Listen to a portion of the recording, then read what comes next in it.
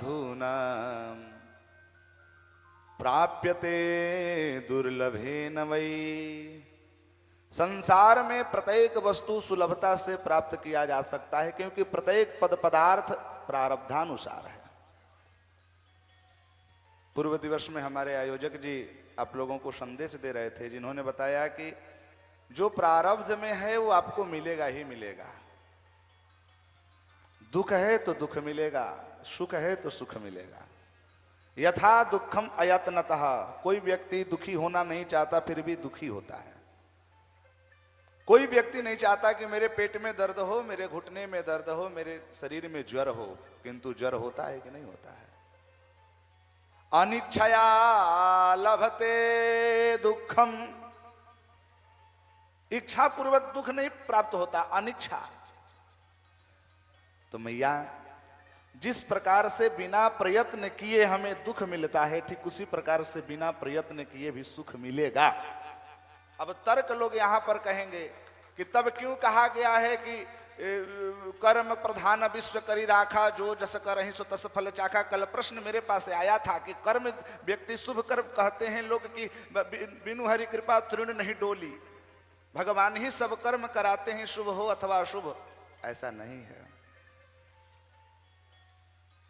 कल्पना कीजिए, एक व्यक्ति है जो ऐसे घर में जन्म लेता है जिसको खाने के लिए लाले पड़ जाते हैं, शुद्ध रूप से उसको भोजन तक नहीं प्राप्त होता है। ये कहां का न्याय है जी? कहीं ना कहीं प्रारब्ध का चक्कर है।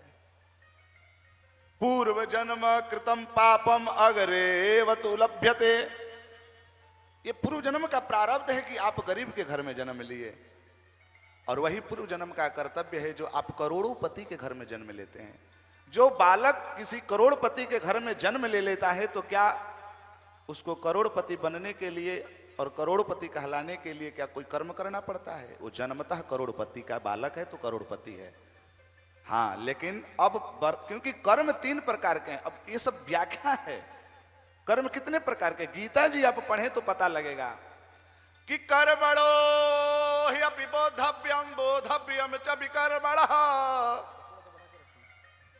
अकर्मणश्च बोधव्यम गहना कर्मणो गति।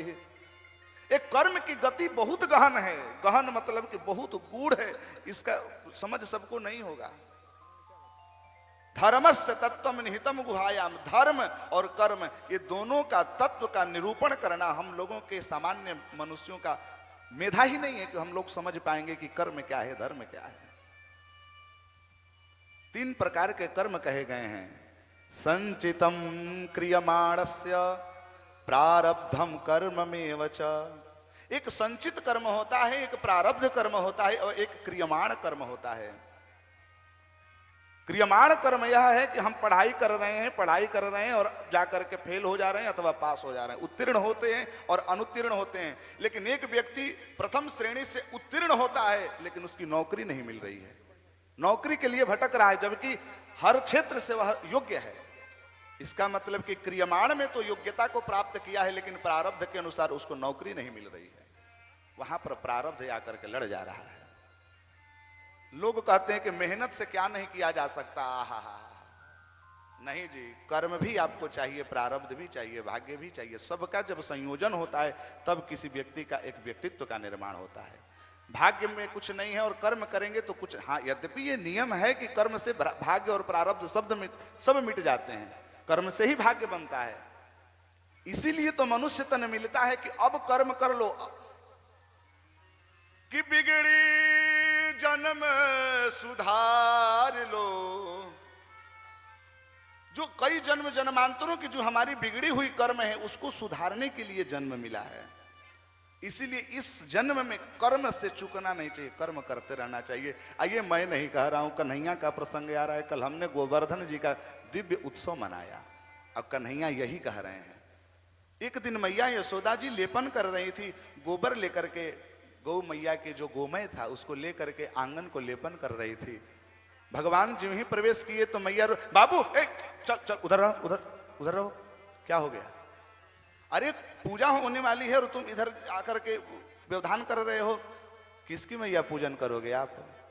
मैया जसोदा जी करें कि तुम्हें पता नहीं है कल इंद्र जी का पूजन करना है, इंद्रदेव का पूजन करना है। मैया का भगवान कहते हैं कि मैया इंद्र कौन है ये? बोले कि ये वर्षा का देवता है। भगवान मन में कह रहे करे राम राम, इंद्र वर्षा का देवता है कि मद भयात वाति वातोयम सूर्यस्तपति मद भयात वर्षतेन्द्रो दहत्यग्नि मृत्युश्चरति मद भयात। भगवान कहते हैं कि मेरे भय के कारण मेरी आज्ञा से तो ये वायु बहती है, मेरी आज्ञा से वर्षत्येन्द्रो, ये इंद्र भी वर्षण करता है। और मैया उसी को भगवान समझती है कि उसी की पूजन करना है। मैया से कहते हैं मैया नहीं नहीं नहीं, सच बताना कि हम लोगों का पालन पोषण कहां से होता है? मैया कहते हैं कि गैया से होता है। भगवान कहते हैं गैया क्या खाती है? तो घास खाती है। घास कहां उग रहे हैं? तो गोवर्धन के तलहटी पर, गोवर्धन पर। ध्यान से सुनना आप लोग।